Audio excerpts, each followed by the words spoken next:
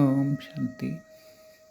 मैं तुलसीराम आप इस वीडियो को देखने वाली सभी आत्माओं को, भाई बहनों को धन्यवाद करता हूँ, अभिनंदन भी करता हूँ।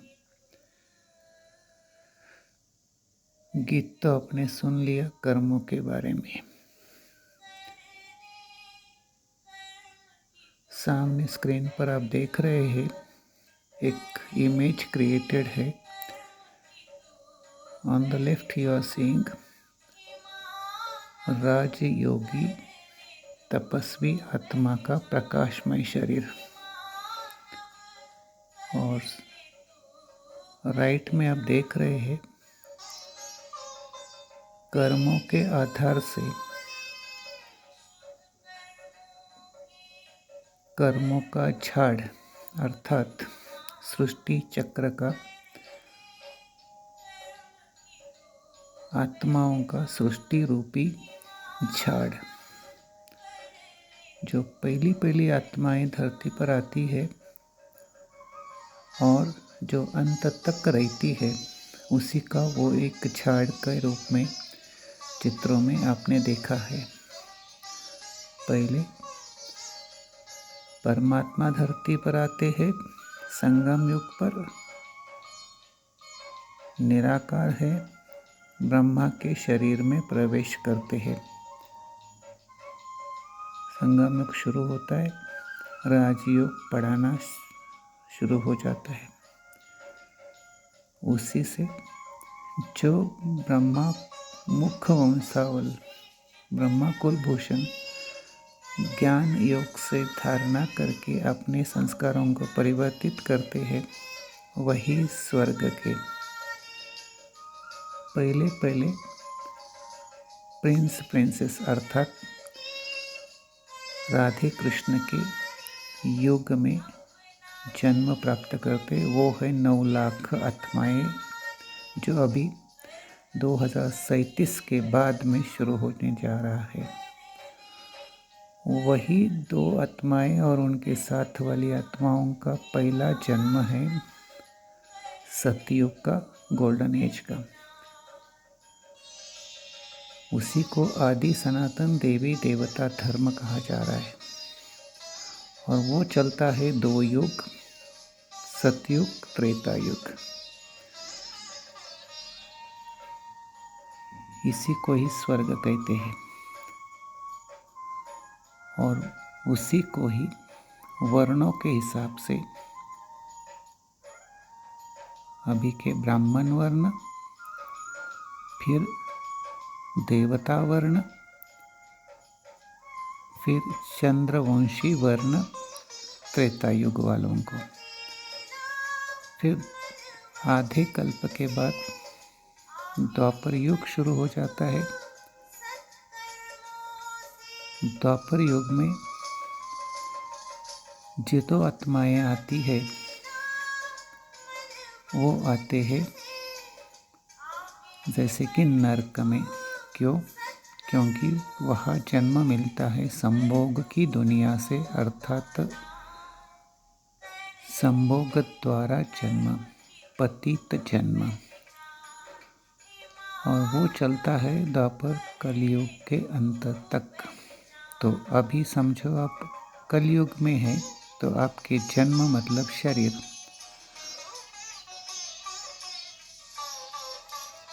कैसे पैदा होते? वो होते हैं संभोग के बल से। बल भी नहीं कहेंगे, और सतयुग त्रेता में संभोग नहीं होता है, योग बल है। और वो योग बल अभी ईश्वर हमको सिखा रहे, उसको राजयोग कहते हैं, जो आप तस्वीर में देख रहे हैं।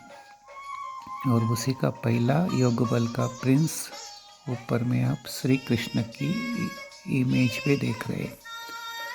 ये मैं आपको इसलिए दिखा रहा हूँ कि समय को पहचानिए, विश्व परिवर्तन को पहचानिए, और अपने अगले जर्नी के लिए पास्ट, प्रेजेंट, फ्यूचर के बारे में सोचकर जो भी संकल्प करने, कदम उठा लीजिए। यही राइट टाइम है, सही समय है ज्ञान से अपने कर्मों को बदलाना। कर्म अर्थात आत्मा जो भी शरीर के ऑर्गन द्वारा कर्म करते हैं। पहला कर्म होता है सोचना, बोलना और प्रैक्टिकल में करना। जिसके जैसे कर्म वैसे फल। और ये जब पहचानेंगे तो आपको ये बहुत अच्छा लगेगा और अपने कर्म अभी श्रेष्ठ होते जाएंगे। यही मेरी शुभ भावनाएं, शुभकामनाएं। ओम शांति। परमात्मा के और 2-4 वाक्य, महावाक्य आप सुन लीजिए। उनकी ही मुख कमल द्वारा अर्थात ब्रह्मा के मुख कमल द्वारा मुरली की तारीख है 27 जनवरी 1968। ओम शांति। भूषणों को हम मधुबनवासियों की नमस्ते। आज शनिवार जनवरी की 27 तारीख है। प्रातः क्लास में शिव बाबा की मुरली सुनते हैं। रूहानी बाप बैठ करके रूहानी बच्चों को समझाते हैं। क्या समझाते हैं कि पहले तो ये दृष्टि अपनी पक्की करो। जैसे बाप है वो बोलते हैं कि हम बच्चों को जो आत्माएं हैं उनमें प्रवेश करते हैं। बाकी तो शरीर है, उनसे तो कर्तव्य करते ही है। सुनते भी शरीर के कानों द्वारा है, और तो सुनता कौन है भाई? आत्मा सुनती है। आत्मा का तख्त कौन सा है? ये विभूति। तो वास्तव में क्या करना चाहिए? पहले बैठ कर करके भाइयों को देखना चाहिए, या बाप बैठ करके बच्चों को देखते हैं, या ये जो भाई है वो भी बैठ करके अपने भाइयों को देखते हैं। पहले तो ये दृष्टि पक्की करो। जब ये दृष्टि पक्की होती जाएगी तभी वो जो ख्यालात आते हैं वो आस्ते आस्ते बंद हो जाएगा। वो देवा बढ़ जाएगी। हम भाई को समझाते हैं, सब भाई है, और बाबा भी हमको कभी समझाए भाई है। और बच्चों को हम बैठ करके ये राज्य सिखलाते हैं, तो आत्मा सुनती है, आत्मा चुप करती है। अगर आत्मा न हो व्यक्ति के बीच में तो चुप भी न करे तो सुनते हैं तो कान फैलाते हैं। ये आत्मा कान फैलाती है। तो पहले तो ये दृष्टि पक्की करनी चाहिए बच्चों को।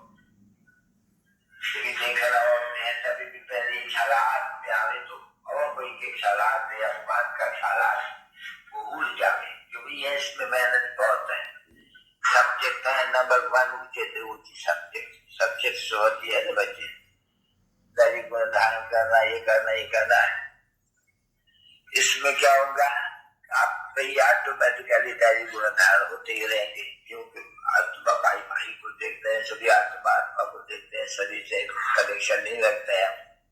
और है जो ये सभी कर्म चलायमान होते हैं जब से हनुमान में आते हैं, तो इसलिए पहले आत्मा अभिमानी बनना पड़ेगा। पहले मुख्य बात ये है। जब ऐसे हो तभी तो बच्चों में फिर ताकत आवे। जीवात्मा सर्वशक्तिमान है, निशतो पदार्थ तो है नहीं। बिना बाप किसे सर्वशक्ति मिलती है तभी कहा जाते हैं सतो पदार्थ। तो सिद्ध होते हैं सतो पदार्थ बाबा से होना होती है। वो ऑलमाइटी है, सतो पदार्थ है। सतो पदार्थ वो कभी सतोरजतमों में तो आते ही नहीं है। तो पहले दृष्टि बिल्कुल ये पक्की करनी होती है, तब कहेंगे हम आत्मा अभिमानी है। नहीं तो देह अभिमानी है। आज